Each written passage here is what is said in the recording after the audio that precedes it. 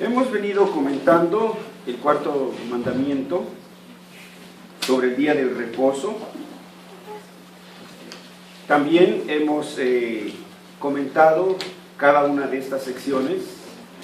La primera es respecto del día domingo y cómo lo hemos de guardar. Y también nos hemos detenido donde el Señor dice 6 días trabajarás, y hemos hablado del trabajo desde la perspectiva bíblica, desde la perspectiva reformacional.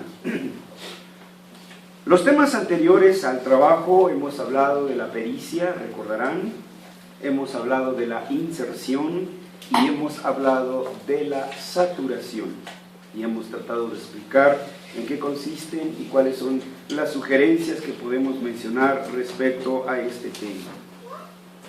Hoy vamos a hablar de un elemento más del trabajo, la permanencia.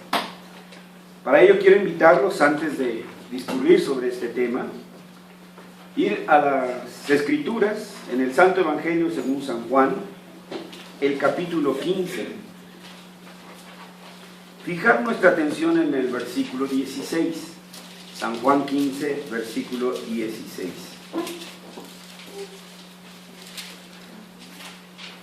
Si ya lo tenemos, vamos a darle lectura ahí. Dice así, todos: no me elegisteis vosotros a mí, sino que yo os elegí a vosotros, y os he puesto para que vayáis y lleváis fruto, y vuestro fruto permanezca, para que todo lo que digáis al Padre en mi nombre, Él os lo dé. Ahora el versículo 5. Yo soy la vid, vosotros los pámpanos. El que permanece en mí y yo en él, este lleva mucho fruto, porque separados de mí nada podéis hacer. Por último, Apocalipsis capítulo 14. De este capítulo vamos a leer el versículo 13. Apocalipsis 14, versículo 13. ¿Todos lo leemos? Dice así entonces: oí una voz que desde el cielo les decía: escribe, bienaventurados de aquí en adelante los muertos que mueren en el Señor. Sí, dice el Espíritu, descansarán de sus trabajos, porque sus obras con ellos siguen. Amén. Vamos a inclinar nuestros rostros, elevar nuestro corazón y pedir la presencia y la dirección de nuestro Dios. Oremos. Nuestro buen Dios y amado Padre, te damos gracias por concedernos en la comunión de los santos venir a adorarte, en la comunión de los santos poder estrechar la diestra de nuestros amigos y hermanos en la fe, pero también ser bendecidos no solamente con el enorme privilegio inmerecido de proclamar tu santo y poderoso Evangelio, sino que además por la republicación de tu palabra, ser edificados y exhortados y consolados con ella.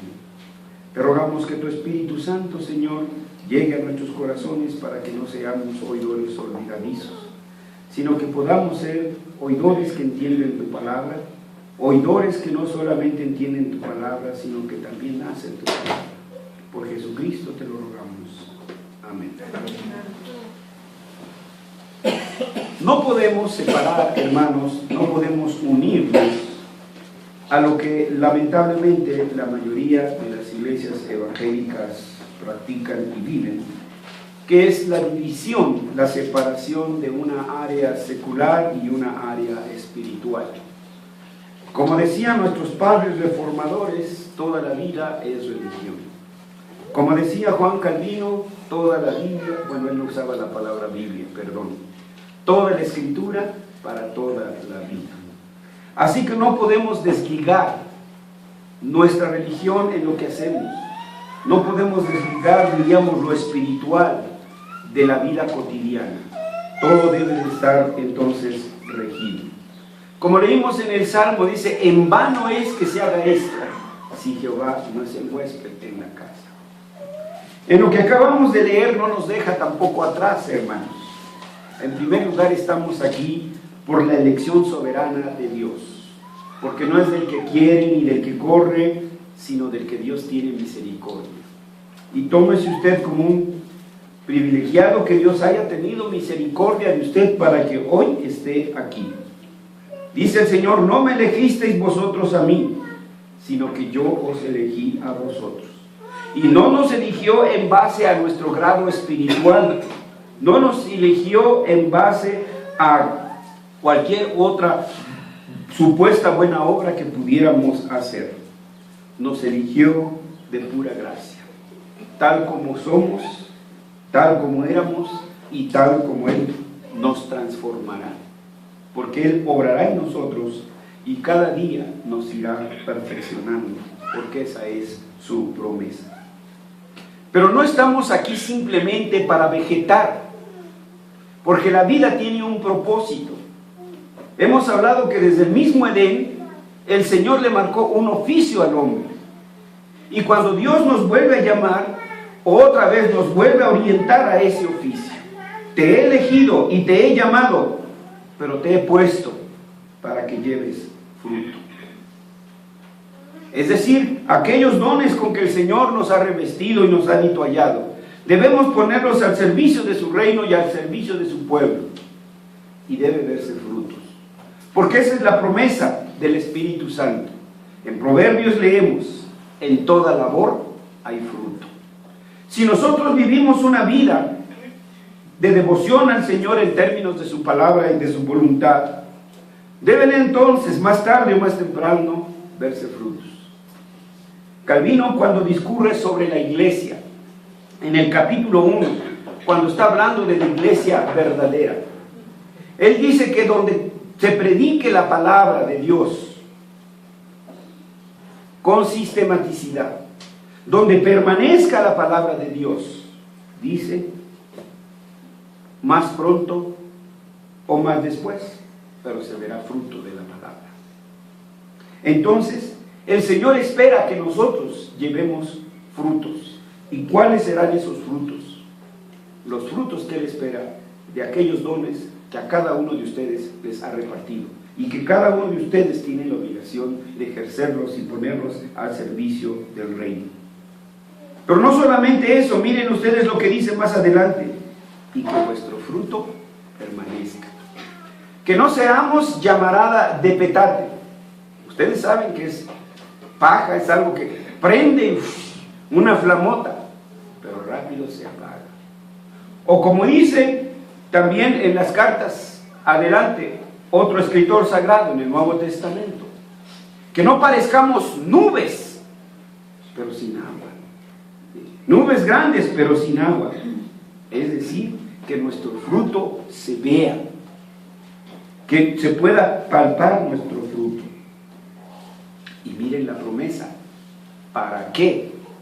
Todo lo que pidierais al Padre en mi nombre, os lo dé. Cuando nosotros estamos en sintonía con la voluntad de Dios, en sintonía con su palabra, en sintonía con su Espíritu Santo, entonces nuestra oración sí llega al Señor.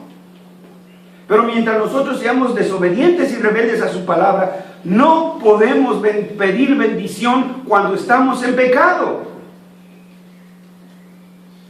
Ay, virgencita linda, conviértelo para que sea mi novio. Bueno, en primer lugar, nosotros no le llamamos virgencita linda, ¿verdad? Para comenzar, lo primero que tiene que reconocer es su rebeldía, su desobediencia. Cuando nosotros entonces vivimos en sintonía con la palabra de Dios, entonces el Señor escuchará nuestra oración. Dice: la oración del justo es eficaz. Es decir, aquel que está en sintonía con la palabra de Dios. Que recurramos siempre a Él. El versículo 5 que leímos, el Señor nos está recordando quién es verdaderamente. Dice: yo soy la vid, vosotros los pámpanos. Yo soy el árbol, ustedes son el fruto. Y otra vez hace hincapié: el que permanece en mí y yo en él, este lleva fruto. Si no estamos cerca de Él, si no estamos conforme a su palabra, no pida bendición, por favor. No se persigne antes de abrir su negocio. ¿Qué caso tiene? ¿Sí? Digo, nosotros no nos persignamos. Estoy poniendo el grado, ¿no? A ese punto que llegamos. Estamos pidiendo que el Señor nos bendiga cuando no estamos haciendo las cosas como Él quiere que las haga. ¿Cómo vamos a pedir bendición, hermanos? No es posible, ¿sí? Entonces, otra vez Él dice, el que permanece en mí y yo en Él, este lleva mucho fruto. Es una promesa. No es una promesa de campaña politiquera, hermanos. Es una promesa de Dios. ¿Sí? Pero viene la advertencia. Porque separados de mí, nada podéis hacer. Y cuando dice separados de mí, no habla simplemente de una manera mística. Que esté usted un santo oración, un santo orador. Debe de orar, por supuesto. Estar en el Señor es estar haciendo su voluntad, según nos lo marca su palabra. Eso es lo de siempre. ¿Sí? Y cuando llegamos a Apocalipsis, cuando leímos ese pasaje, si quieren volver para que lo tengamos en mente, Apocalipsis capítulo 14, versículo 13, hermanos.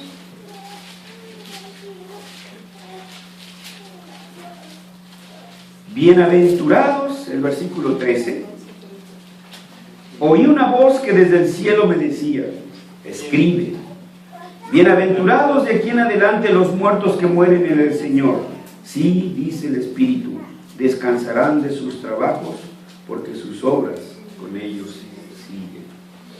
O sea que cuando muramos, allí va a estar nuestra memoria por la misericordia de Dios. ¿Alguien sabe cómo se llama esta capilla? Alguien que sea del Mesías. A ver. Bien, ese es miembro del Mesías, ¿verdad? Juan Lorenzo Robles. Hoy no vamos a hablar de su biografía, pero su nombre está ahí por algo. Pero si una cosa el Señor fue mi maestro, nos enseñó a quienes fuimos sus alumnos, es amar y respetar la soberanía de la iglesia. A darnos todo y ante todo y derramarnos sobre la iglesia. Este maestro nos enseñó a amar la iglesia y la amó tanto que fue despedido de su iglesia porque nunca permitió soberbias y tiranías sobre la iglesia. Y él se retiró siendo de esta iglesia y murió en tierras mexicanas porque amó el campo que el Señor le dio. Y muerto, dice, aún sus obras hablan. Entonces, hermanos, que lo que nosotros hagamos permanezca. ¿Sí? Porque todas nuestras obras van a ser pasadas, dice, como por fuego. Y si es como hojarasca, pues ¿qué va a pasar con sus obras? Muy aparatosas, muy grandotas, hasta se parecen a ciertos gobiernos. ¿Por qué les gusta a los gobiernos hacer puentes y hacer todo eso? Porque son algo que se ven. Pero invertir en la educación de un chamaco de México, pues no se ve. ¿Sí? Eso no se puede ver en las campañas de política. ¿Sí? Pero los ejes viales y no sé cómo se llaman esas cosas. No, pues eso todo el mundo lo ve. Hermano, nosotros trabajamos, ¿sí?, para servir al reino de Dios. Por tanto, nuestro trabajo también debe de ser desde esa perspectiva del reino de Dios. Nuestro trabajo no es nuestro modus vivendi.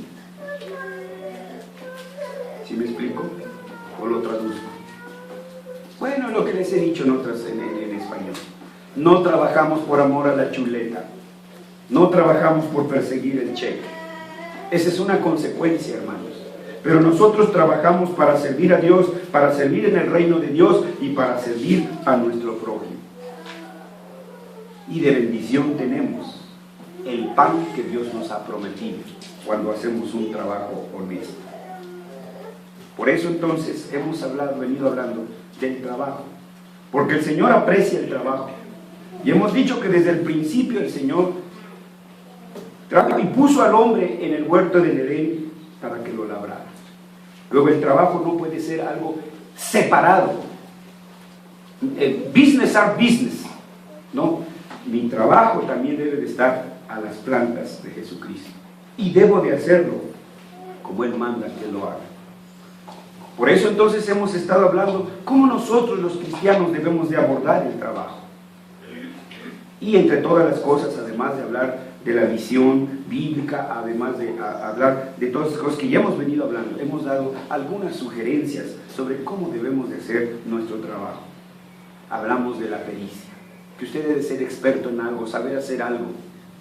Eso dijimos, conocimientos, ¿no? También hablamos de la práctica. Dijimos que usted debe de ser practicar y hacer siempre ese trabajo para que usted lo domine de tal manera que lo haga bien. Y así seguimos hablando también de la inserción.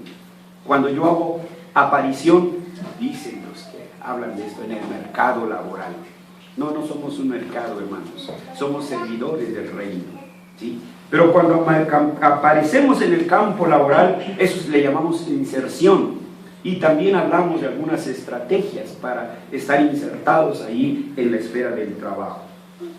Hace 8 días hablamos de la saturación. ¿Y cómo es que entonces debemos que todo el mundo sepa a todas horas y en todo momento quiénes somos, dónde estamos y qué hacemos? Hoy hablaremos de la permanencia en el campo laboral.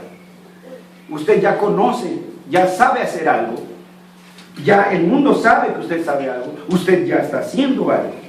¿Cómo va usted a permanecer ahí? Tengo por lo menos para esta tarde hablarles a ustedes de 3 sugerencias para que nosotros permanezcamos en el campo laboral. Primero, la actualización de sus conocimientos. Segundo, la actualización de la tecnología laboral. Y tercero, la actualización en la capitalización de su negocio o su trabajo, según sea el caso. Cuando hablamos de la actualización de los conocimientos, hermanos, no es clase de personalidad, hermanos, no es clase de negocios, de empresas, pero sí los cristianos debemos de llevar siempre delantera, hermanos. Lo primero que usted debe conocer son idiomas, mínimo inglés. Perdónenme, hermanos, que sea tan franco. Yo no puedo concebir profesionista que mínimo no sepa inglés. Digo mínimo, ¿sí?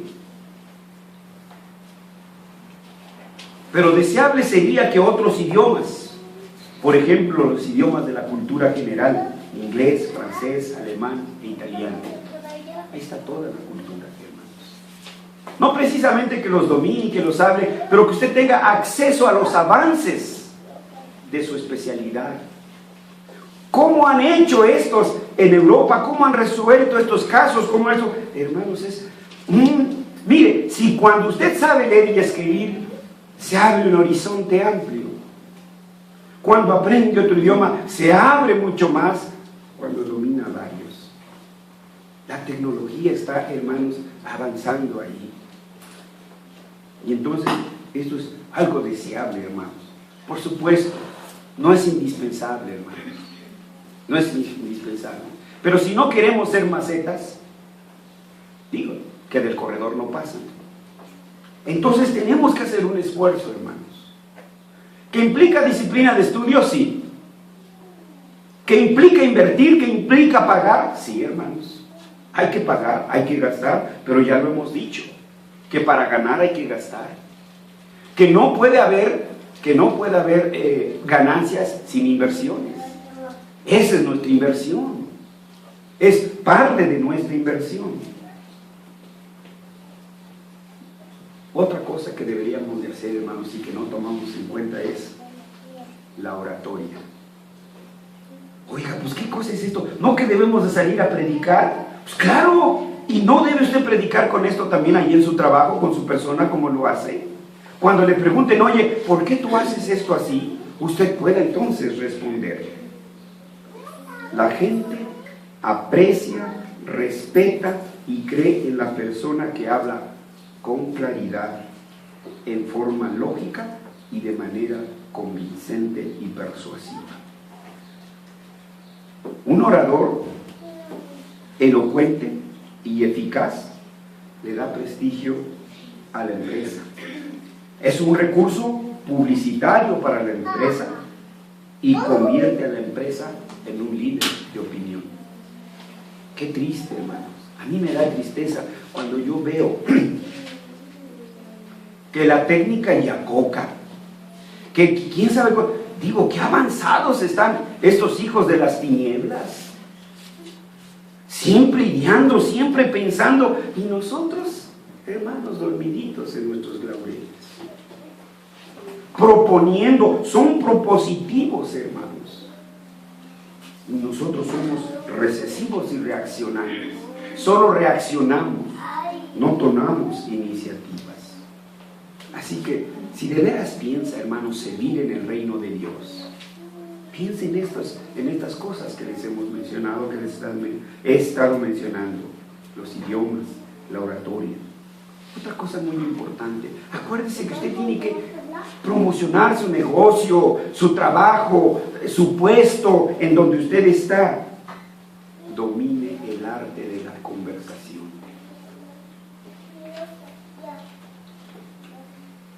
Hay que saber iniciar una conversación, hermanos. Yo les digo, no digo nada contra nadie, ni me estoy diciendo, pero hermanos, un ejemplo personal, una experiencia personal. Cuando subo al taxi, difícilmente un taxista me atrapa en su plática. Difícilmente.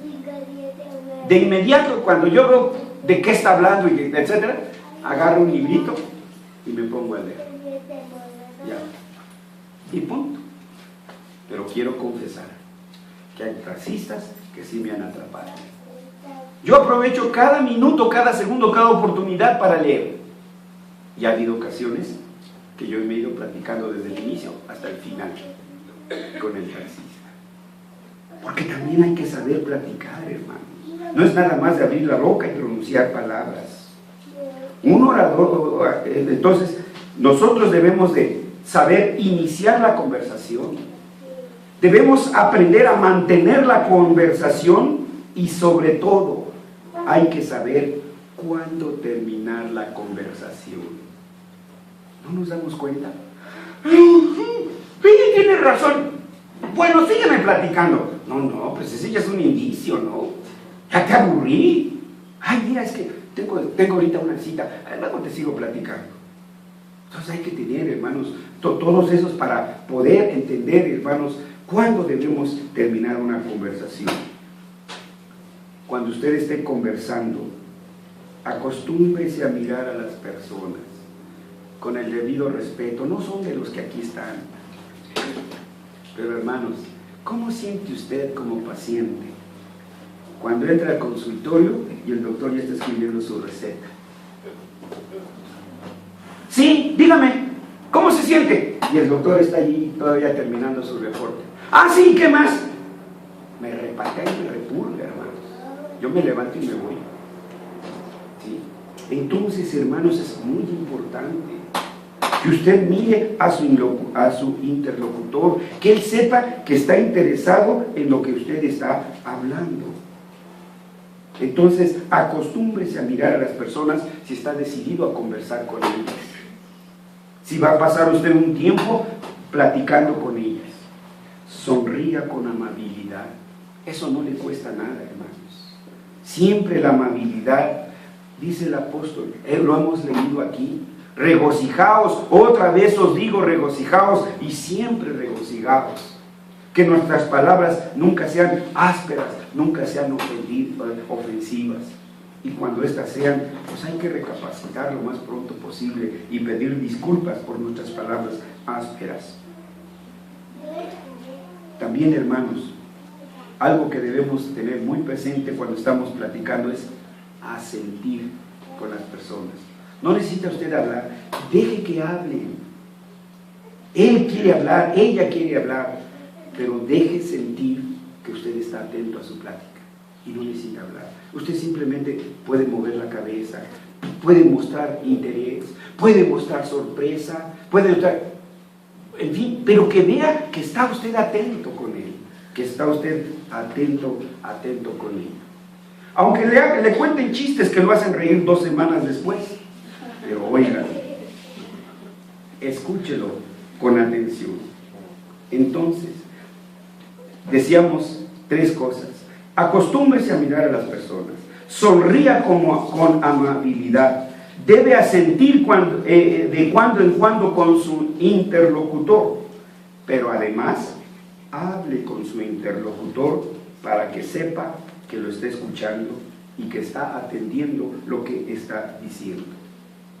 Hay libros, hermanos. Hay muchos autores que se dedican a esto. Gástese un poquito. Sacrifique la coca. Sacrifique el taco de perracoa, hermanos. Mire, usted los está haciendo ricos a ellos y usted se está enfermando. ¿Sí? ¿No lo ha visto así desde esa perspectiva? Cada coca que usted se toma, a él lo hace más rico. ¿Sí? Cada tacote que usted se echa, mire, él es más rico. Y usted su salud cada día se está demeritando. Así que, hermanos, sacrifique eso. Después de todo, será provechoso para su salud.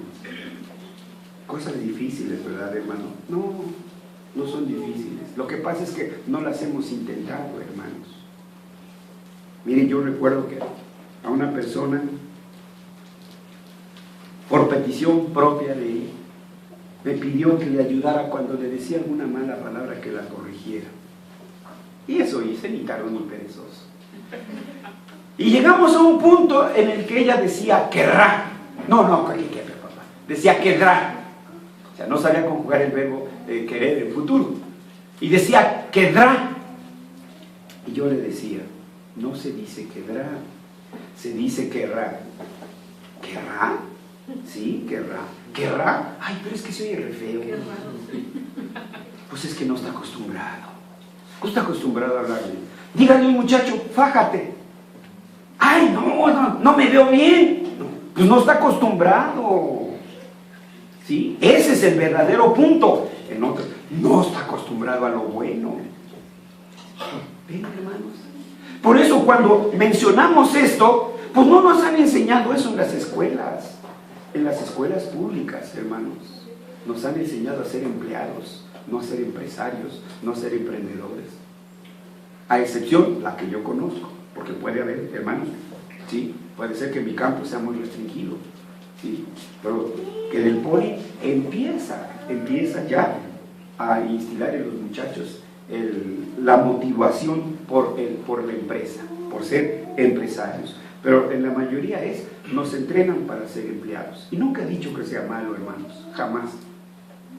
Pero tenemos toda la capacidad para ser empresarios, para ser emprendedores. Pero tenemos que sacrificar todo esto, hermanos. ¿Sí? Tenemos que dejar los programas de televisión. Mire, el Chicharito está ganando miles por promover la coca. Mientras usted está ahí sentadote viendo que no mete goles, él está ganando dinero, usted está perdiendo dinero. Míralo desde esa perspectiva. ¿Sí? Hasta pide permiso del trabajo para salir temprano, para ir a ver perder, o ya de perdiz empatar a la selección. No, hermanos. Entonces sí tenemos que ponernos las pilas y ver todas estas cosas que tenemos que hacer. Otro punto, hermanos. Iníciese como escritor. Ay, pero cómo pesan las plumas. Toneladas, hermanos. ¿Sí? Comience escribiendo artículos sobre su campo. ¿Quién le va a dar clases a usted de lo que usted sabe, hermanos? Usted sabe, entonces usted hágalo. ¿Y cuánta extensión tiene un artículo, hermanos? 3, 5 cuartillas. Empiece con cortito. Conferencias, asista a conferencias, hermano. Mire, no van a decir, ¿Fide cuántos años tiene? ¿4 o 5? ¿A dónde vamos? Ya me perdí. Vamos para 5 años. Próximo, ¿verdad? Cumplimos 5 años. Conferencias, traducciones y traducciones. Miren, hermanos, una visión cristiana de la economía. Y los autores aquí dicen, una empresa no puede vivir de préstamos. Es antibíblico iniciar una empresa con préstamos. Nos han enseñado lo contrario.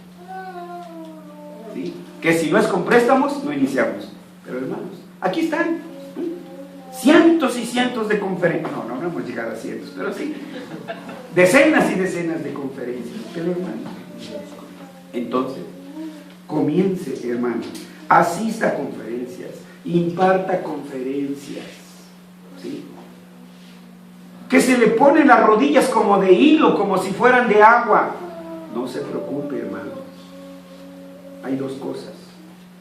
Usted no se ve como se siente. Usted no se ve tan mal como se siente, ¿no? Y dos, para eso nos tapa eso. Por eso mandé poner esto, para que no vean cómo me tienen las rodillas. Y por eso hablo fuerte, para que no oigan cómo chocan mis rodillas una con otra, ¿no? De los nervios. Pero tienen que hacerlo, hermanos. Háganlo, ¿sí? Pero piense, ¿qué va a decir? ¿Por qué lo va a decir? ¿Y para qué lo va a decir? Sencillo, hermanos. Como hablar por teléfono. Cuando usted descuelgue, no, ese era antiguamente, ¿no? Descuelgue el auricular. Cuando usted push un botón, piense, ¿qué va a decir? ¿Por qué lo va a decir? ¿Y para qué lo va a decir? Si no tiene claras esas cosas, no alce el teléfono. No pierda el tiempo. Es muy valioso. Puede usarlo en otras cosas. Diplomados. Escribas en diplomados. Imparta diplomados. ¿Qué son los diplomados? Cursos pequeños, hermanos. De un mes, de 3 meses creo máximo, ¿no? Pero ahí va. Imparta diplomados. Claro, tiene que tener la disciplina de escribir sus artículos, en fin, etc. Otra cosa, hermanos. Lleve consigo siempre una libreta de notas y un lápiz. Cualquier idea, anótela.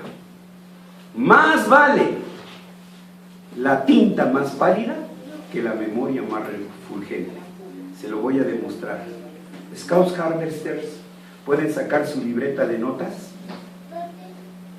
Scouts Harvesters pueden sacar su libreta de notas, su pluma. Bueno, eso es lo que no deben de hacer, ¿sí? Pero lleven siempre con ustedes aquí su libreta. La señora me encargó avena. Bueno, pues así. Lo que sea, hermanos, pero allí, ¿sí? De inmediato. Después, su libreta de proyectos. O electrónica, si usted quiere. Yo me acomodo con esto, ¿sí? Pero estos después van aquí plasmados. Les voy a revelar algo que no saben todavía, ustedes son los primeros. Algo que quiero llevar a la facultad de teología y que ellos no lo saben, no les vayan a ir a decir ellos. El ofrecer cursos gratis por parte de los maestros. Suena así medio raro, ¿eh? ¿Cómo que cursos gratis? ¿Sí luego? No. Pero dar un diploma opcional, el diploma va a costar. Material opcional, si quieres compras el libro, si no, no. Pero si lo compra, ya. Entonces, ahí se recupera la facultad, ¿sí? Pero esto no está terminado, hermanos, ¿sí?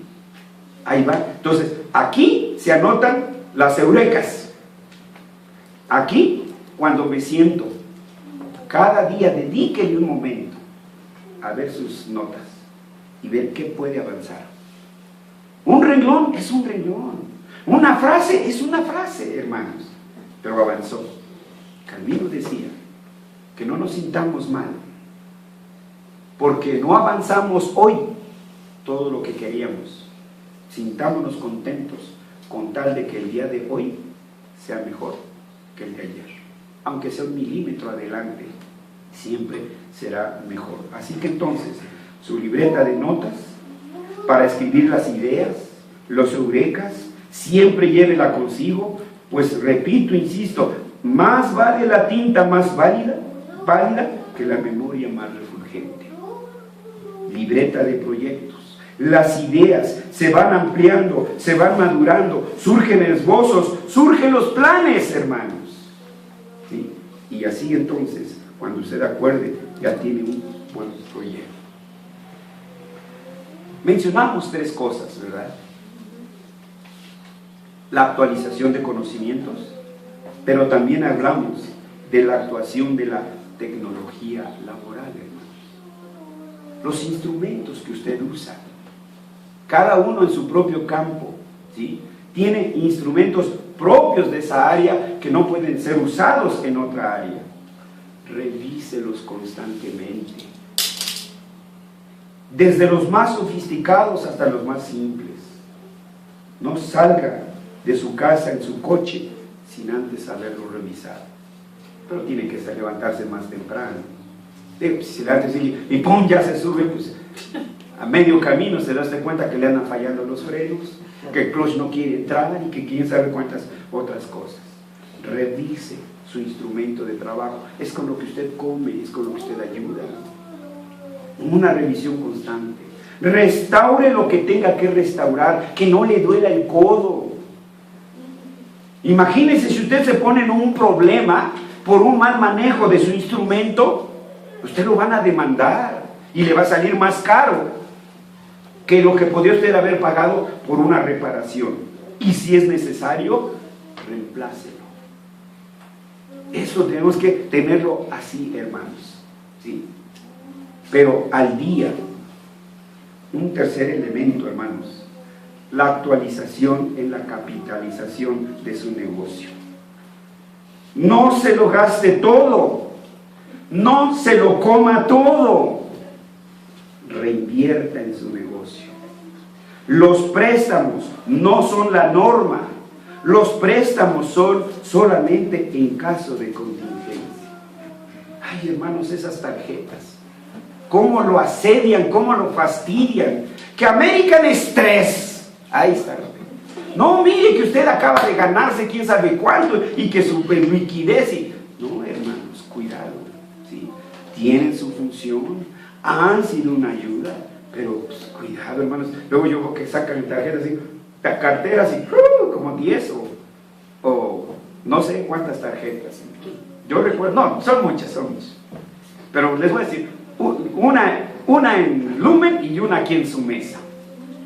Un muchacho va y compra papelería, etcétera, y llega ya, está atrás de mí, saca una tarjeta. Me la rechazaron, saca otra. Es que no tiene saldo, saca otra. ¿Quién sabe a la de cuántas? Ya, pudo pagar. ¿Qué vida es esa, hermanos? ¿Qué vida es esa? Nos han enseñado a vivir así. Pero acuérdense que ellos no son cristianos, no llevan por principio las Escrituras. Las Escrituras dicen que el deudor se hace esclavo, ¿sí?, de aquel a quien le debe. Y díganme si no es así entonces. Entonces no es lo normal los préstamos, hermanos. No es lo normal. Lo mismo sucedió con la señora aquí de su mesa, ¿sí?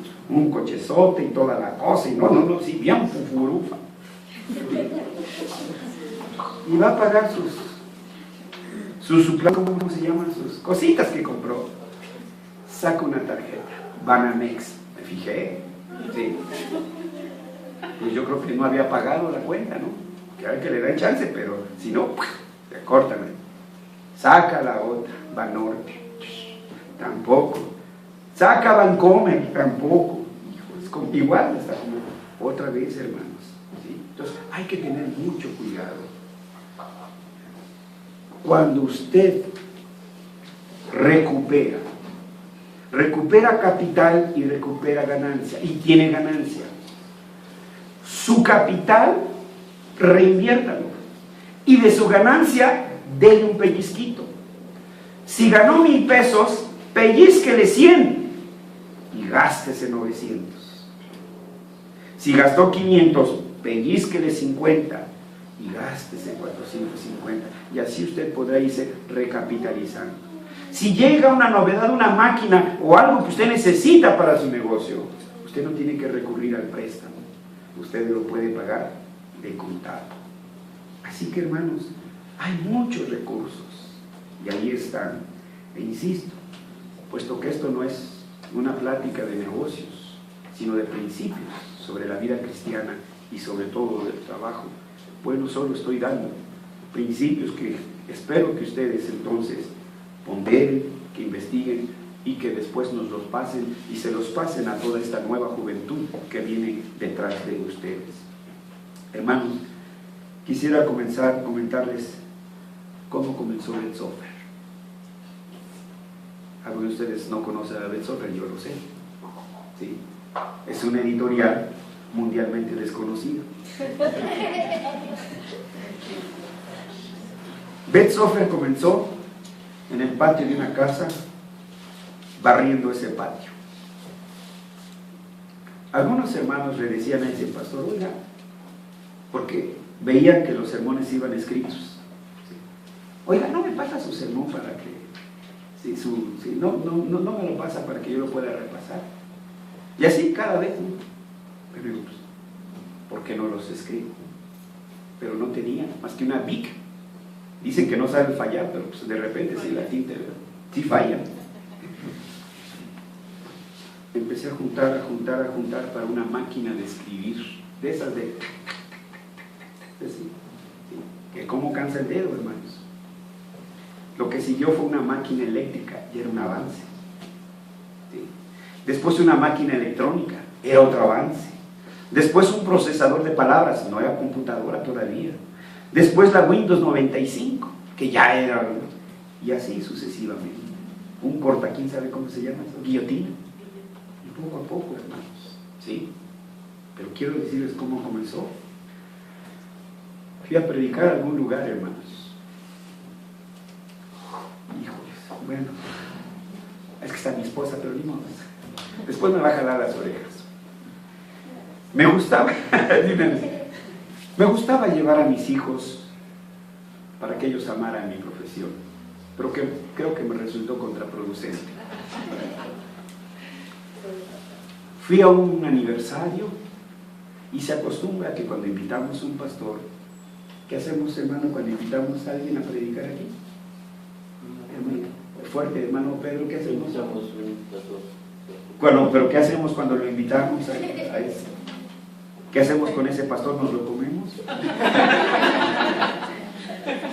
Le damos una ofrenda. Eso se estila en todas las iglesias, por lo menos. Era un aniversario y yo solo llevaba pasaje de ida. Yo con la esperanza de ver si me contrataban como pastor, pero no fue así. No traía de regreso y lleva uno de mis hijos, no es el que está ahora aquí. Todo se terminó y nada, hermanos. Y yo no tenía para regresar. Se emprendí el camino e iba yo rumbo a las combis y yo no sabía qué iba a hacer. Llevarme a mi hijo caminando hasta que era tremendísimo. ¿Qué voy a hacer? Ya estábamos llegando a las combis cuando un hermano dice, hermano Velázquez, ¿por qué se echa a correr? Lo ando buscando. Y llego y me alcanza, saca un sobrecito. Hermano, yo iba a depositar esto en el alfolí, pero no sé, algo me detuvo. Yo quiero ofrecérselo a usted, no se ofende. Era mi oración, era mi necesidad, hermanos. Gracias, hermano. ¿Sí? Pero los hermanos que me invitaron, para nada, hermanos. Saqué el sobrecito, uno de 50 era lo que había. Para mis pasajes, leche y pancito, y llegamos a la casa. Con lo que sobró, compré una guillotina que hasta en la actualidad lo tengo y que me sirve para refinar los libros. Entonces, hermanos, ¿qué comisión es esa de gastar aquí, hermanos?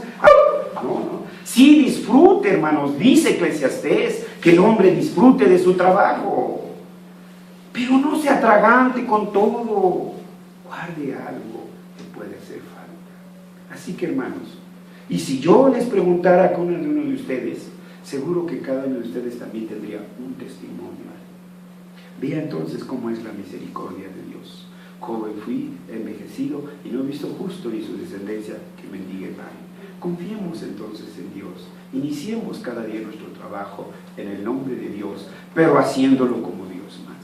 Así que, hermanos, de aquí a trabajar, porque no se vale descansar si antes no se ha trabajado.